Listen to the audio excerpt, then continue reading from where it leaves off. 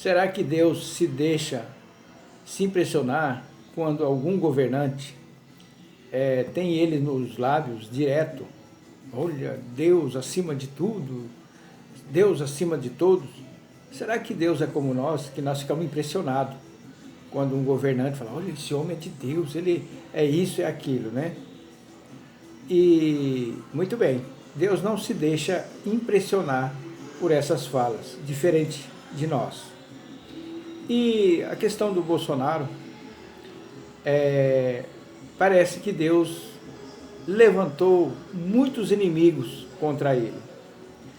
E no livro de Provérbios fala que quando nós estamos em paz com Deus, de bem com Deus, até os nossos inimigos, segundo as Escrituras, está lá em Provérbios, a palavra de Deus fala que Deus faz com que eles tenham paz com seus inimigos.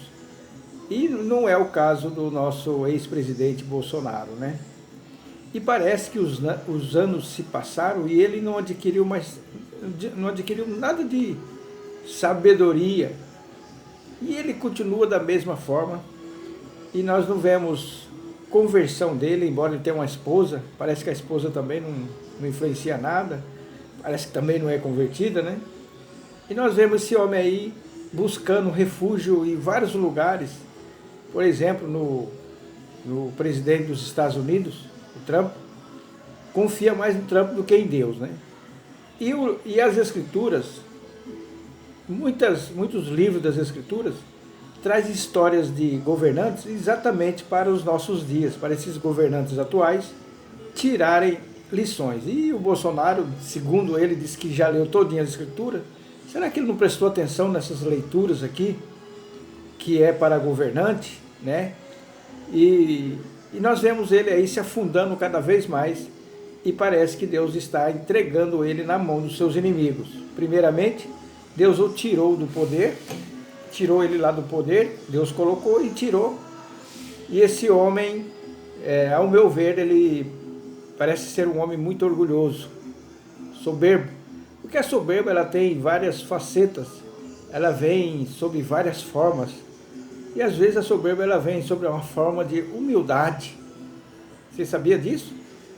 Uma humildade, mas ali esconde uma soberba. E as pessoas às vezes não entendem isso. Acham que a soberba é quando ela se apresenta exteriormente. Mas não. Às vezes ela vem sob uma capa de humildade e tal, né? Mas ali por debaixo existe uma grande soberba.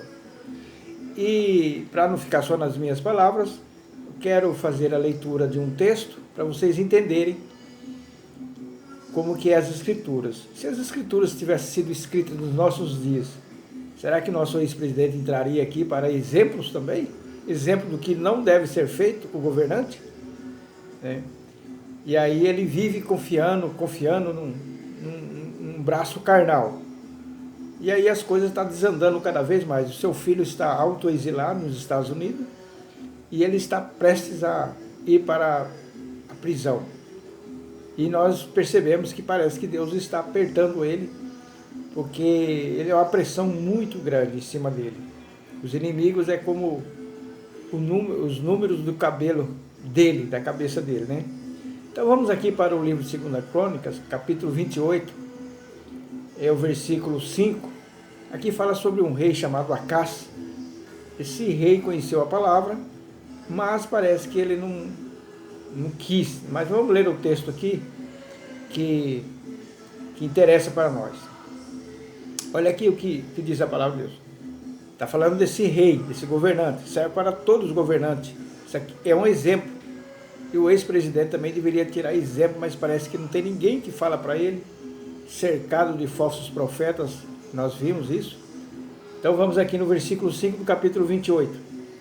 Pelo que o Senhor, seu Deus, o entregou nas mãos do rei dos sírios, os quais o derrotaram e levaram dele em cativeiro uma grande multidão de presos, e trouxeram a Damasco. Também foi entregue nas mãos do rei de Israel, que lhe impôs grande derrota. Quer dizer, ele foi entregue de dois inimigos aqui, mas teve mais, né? E aí ele não se voltou para Deus. Esse homem não se voltou para Deus. E a palavra de Deus fala que depois ele ficou doente, né? Ele ficou doente e mesmo assim não abriu os seus olhos.